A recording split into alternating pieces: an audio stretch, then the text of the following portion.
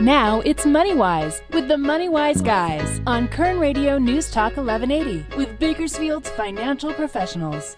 I need a dollar, dollar, dollar, that's what I need. Hey, hey, well I need a dollar, dollar, dollar, that's what I need. Hey, hey, said I need a dollar, dollar, dollar, that's what I need. And if I share with you my story, would you share your dollar with me? Securities offered through SCF Securities Inc., a registered broker-dealer member, FINRA, SIPC. SCF Investment Advisors Inc. is an SEC registered investment advisor. SCF Securities as a firm does not make a market in or research on or make a market on any of the issues mentioned in this broadcast. Now here are the MoneyWise Guys.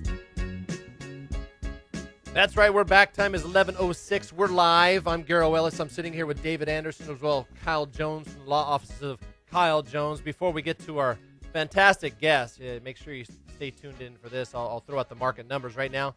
We're in positive territory. It's been switched around a little bit. It's kind of a mixed market. The Dow is up 81, 15,196, trying to get back the big slide we saw. What was a 200-point slide on Friday? The NASDAQ is down, though. It's down 12 points, and the S&P 500 is up 1 point to 1,632. We have oil, black gold, Texas tea up $1.29 to $93.26.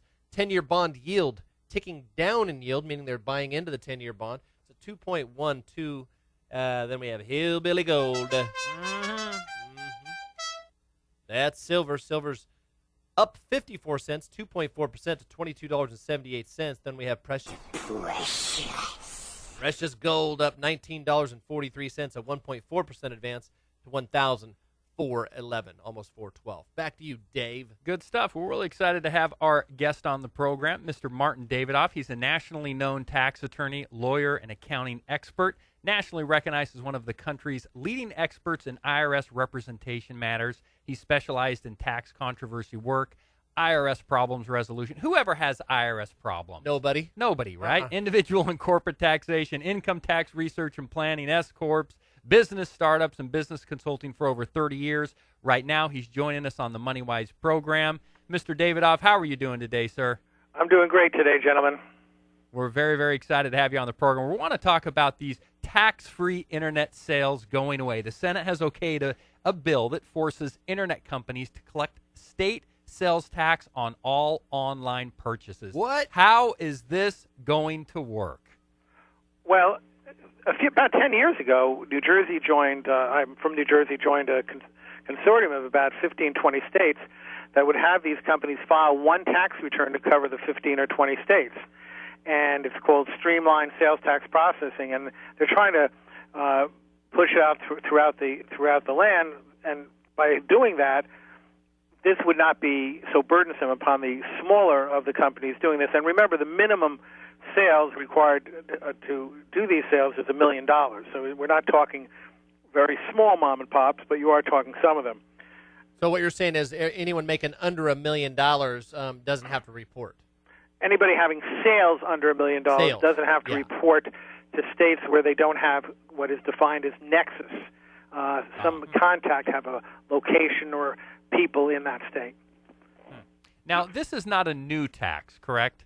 This is not at all a new tax. All this is the other side of what is called the use tax. When you get something shipped to your state, and your state has a sales tax that taxes that items, and the seller doesn't have a presence in that state, the state tells the person, you need to report this as a use tax because it was shipped to you, they didn't collect the sales tax on the sale, now you have to pay the tax in upon the receipt. And many of the state's tax returns has this line that nobody knows what it means. It says use tax, and most people just leave it blank or put in zero. Some states have been actually looking at that more carefully, and some states won't allow you to put in zero, assuming that there's some use tax by everybody. But this is not a change of taking a taxable sale and turning it into non-taxable sale and turning it taxable. All this is making an obligation of the sellers now to collect the tax that was previously collectible from the end user. So really, this is just a more efficient way to collect the tax. Absolutely. Yeah, it makes sense. Well, is it going to work? I Is this think thing it'll gonna work work? wonders if they pass it. I know there are a lot of people who are saying, well, this is going to be unfair to people. It's regressive, which it is. It's a regressive enforcement, but the taxes have always been there.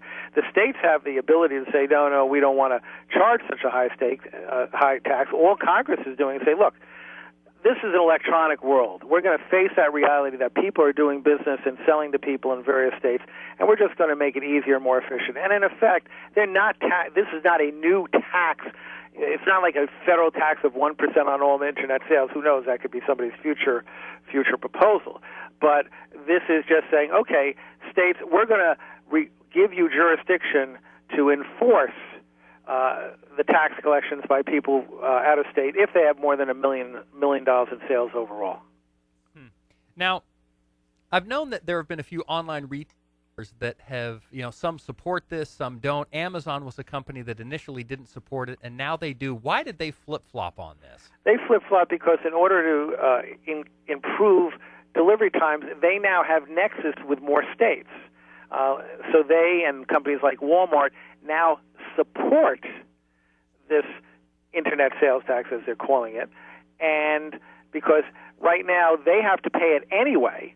Amazon has entered into agreements with a lot of states to pay it anyway, and so this is their way of preventing the competition from having an advantage So of not paying those taxes. So how does it affect small online retailers? Will they be the ones that are really going to be hurt by this? They will and they won't. I mean, if they're automated the way they should be, collecting taxes from multiple states, and they use a streamlined process. And again, small, we're talking still over $1 million in sales. We're not talking the person who's selling, Beanie Babies out of their house and collecting the sales tax on a onesie basis.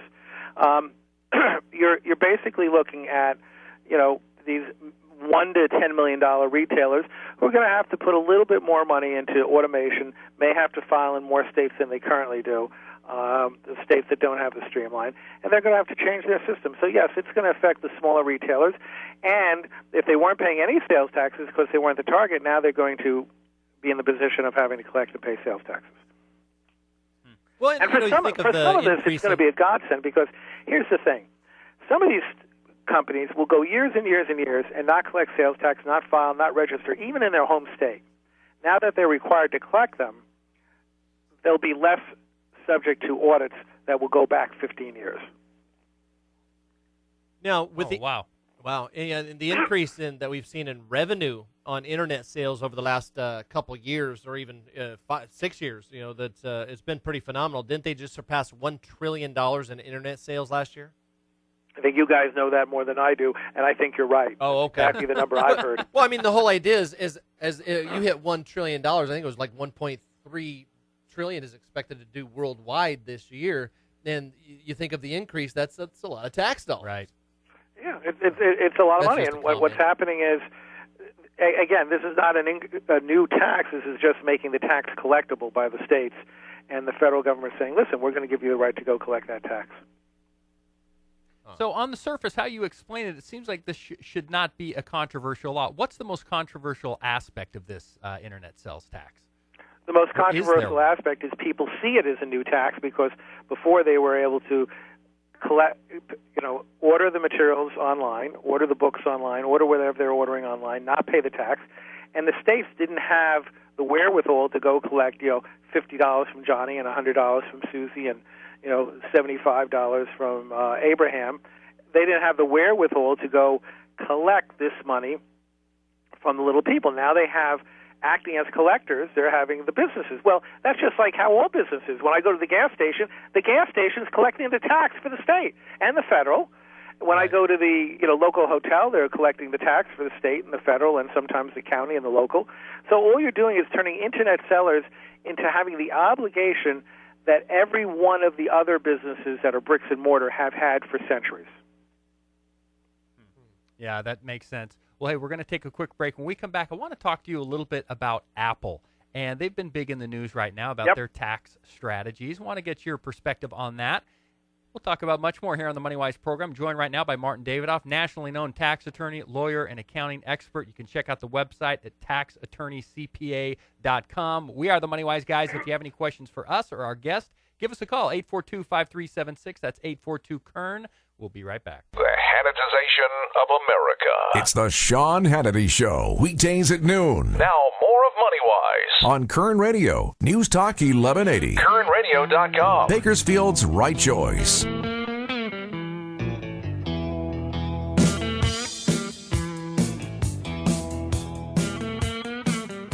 Welcome back. We are the MoneyWise Guys here today live. 842-5376 is the phone number. That's 842-KERN. You can give us a call out of the area, 1-800-640-5376. That's 800-640-KERN. All right, we're talking about internet sales tax with our guest, Martin Davidoff, nationally known tax attorney, lawyer, and accounting expert. Now, let's talk about Apple for just a second, because Apple CEO Tim Cook recently testified before Senate Homeland Security and Government Affairs Committee, talked about what the company does, about the company's offshore profit shifting and tax avoidance. And essentially what Apple has done is they've set up some Irish subsidiaries a few years ago, a few years after it was founded, and all foreign sales, which account for about 60% of Apple's profits, are routed through these Irish subsidiaries and therefore taxed nowhere. My question for you, how is this possible? It's possible because Congress allowed it to be possible. They allow you not to pay tax on certain foreign profits until they're repatriated to the United States. They have very clear rules about them. Apple has many attorneys and accountants who read those rules, and long in advance they set up planning. Much like companies in the United States avoid state taxation by setting up their trade names and their processes in states with no tax, such as Nevada, using Delaware corporations and allocating holding companies that may hold their patents, may hold their intellectual property. So all Apple has done is what it should do. It should take advantage of the tax laws to maximize profits and minimize tax. And it's really up to Congress to make the adjustments. And there was 6 different ways to approach this in a series of debates in the New York Times and Wall Street Journal recently. People saying anything from let's tax worldwide income to let's tax a higher rate on what's in the U.S. to let's abolish the corporate tax and increase tax on dividends. I mean, there's just been a multitude of methodologies to go against this, but Apple does what it's supposed to do. It's going to lobby Congress to lower tax rates. Obviously, Congress should listen to it only if it thinks it's appropriate for the entire country, probably not in my opinion. And they basically take advantage of the tax laws that have been written by Congress. So the responsibility is Congress, and Congress can change that. Now, if you have this situation where these companies are paying very little because the tax code is so complicated, shouldn't conservatives like the fact that it's complicated and like the fact that corporations can reduce what they owe in taxes so much by setting up these foreign subsidiaries? I mean, shouldn't a conservative who wants to see lower taxes, they should be thrilled about this, correct? Well, I don't. Maybe they are, maybe they aren't. I think that it's what your view of conservatives. I think conservatives want to see government out of our pockets, and maybe the best way to be out of our pockets is to be straightforward about that. Whether you're conservative or liberal, I think when you complicate taxes unnecessarily in order to hide what's truly happening, and they just did that last year to the American individual public. They just added back phase-ins and phase-outs of tax exemptions and itemized deductions, as 3% phase-out of itemized deductions. They just did that rather than saying we're increasing the tax rate, and they just did that. And frankly, I think all people should be angry at Congress for having complex laws that are unnecessary only to hide the fact that they're giving a tax break. Here, I think that what happens to complexity is not that somebody sets out for complexity, but one person says, here's an idea that we think would be good. Let's allow people to go out in foreign countries, earn their money and then repatriate it to the United States. We won't tax them until they repatriate them. And they'll pay taxes to the foreign countries as they need to do so. And then somebody says, yeah, but they could do this and game our system, so let's make it a little harder to do. And then somebody will say, yeah, but there's this loophole here. So it gets complicated because people are trying to make it fair, or there's a political thing they're trying to accomplish. And that's what gets things very, very complicated. And the most recent example, it got complicated because Congress didn't want to say, well, the highest tax rate's not 39.6%, but it's really 40.8%, and we're just going to hide it by having these phase-outs. And there, it's a dishonesty reason that Congress just did that. Republican, Democrat, all of them, rather than just stating the reality. But sometimes it's as a result of not wanting to tell the truth. Sometimes it's a result of their real fairness that adds to the complexity. Is that clear, gentlemen?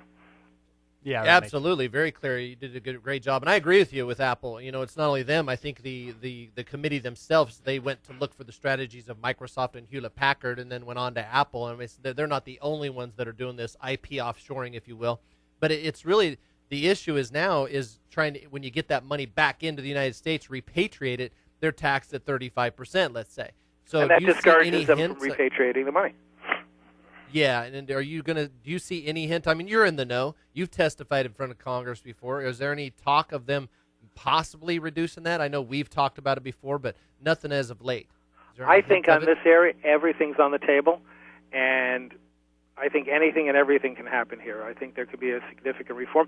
I think here, with what happened to the IRS, there's an opportunity to reform, and there's the Ways and Means Committee has come out with papers on small business. I think they're coming out with one on international tax, on all of these things where they're looking at everything. And the feeling in Congress now, with the IRS kind of crippled here a little, they want to take on some tax reform, and you probably have the rest of this year to do it because if after that you're back into election mode. Yeah. Oh, boy. Don't even remind me about election mode. We just got over the last one. I'm still sick of it. Well, hey, let's do this. Let's act like you had a magic wand and you could reform the corporate tax code. What would you do? What changes would you implement? Do it, Marty. I would implement a change that basically would tax corporations on their worldwide income, give them credits for what they're paying for other states, and if they have any nexus with the United States, they're selling to the United States or they're in the United States, whether they're located in here physically or not, whether they're incorporated here, if they have a nexus to the United States, is to fairly tax them on their business in the United States, much like the states are taxing their fair share of what's within the United States. I adopt a similar system, try to enter into some treaties with other countries to do the same thing, and so that everybody's getting their 100% of their income taxed by some country. All right, there you go. And what would you do about all the dollars right now that are overseas? Would you allow a tax holiday to bring that money back into the U.S.? If I made some reforms, I would probably do a tax holiday, have them come back in the U.S. at a lower rate, or have them come in on a special credit against that rate for capital. So if they needed to bring in $10 billion to go build a plant in Arizona or New Mexico or Maine, I'd say, fine, we'll give you that, and we'll give you a deferral on the tax as you recover the cost. Interesting. Well, this has been a fascinating conversation. We really want to thank you, Martin, for coming on the program and sharing with us all of your information. Again, Martin Davidoff, nationally known tax attorney, lawyer, and accounting expert. Hey, thanks so much for joining us. We really appreciate You're so very all of your welcome. insight. I'm always glad to be on. You ask intelligent questions, and I look forward to being on again. Great. We appreciate it. Well, thank you so much. You have a great day. You too. Interesting discussion there, especially about the corporate tax rate. Again, I always love to ask people in the know, what would you do? What would you do? And he says he would tax all corporate profits. Garrett, did you agree with that? You think that'd be a good idea? Kyle? Well, I think I like the tax holiday. Yeah, tax the corporate profits, but then again, when you don't want it taxed twice. If you're taxed overseas and you bring it back and repatriate it, you're taxed again. Don't tax me, bro! I think that's kind of fair. And, again, it's all about spending. And, the feds are always trying to think of ways to create dollars to flow around the system. Right. Well, we can create dollars by getting money overseas into our economy. Without the Fed having to stimulate anything. Without the stimulate. I mean, because there's trillions and trillions of dollars sitting in the coffers overseas that could come back in the United States. And if that does happen, who's going to do it? Are they going to create jobs? Because we're in a global economy. It's not like IBM or Procter & Gamble. If they repatriate back here, are they going to have to send it back over there because they're creating manufacturing facilities back over there? Right. Some companies have to keep it over there. Right. They don't want to bring it back here because they keep it there because they're creating jobs. Yep. Well, interesting story nonetheless. Interesting discussion. Kyle, you want to add anything? I was just going to say, I as long as something's not double, triple, quadruple tax, we let them get the fair share. We have to have something. We have to have a safety net. We have to have a government with the ability to run. But when you start double and triple taxing the same dollar, I kind of Right. get an issue with that. Well, I think we all agree that it's overly complex, and unfortunately, when it's overly complex, just very few benefit from that. We're the MoneyWise guys. We're going to take a break. We'll be right back. Dollar bills, y'all.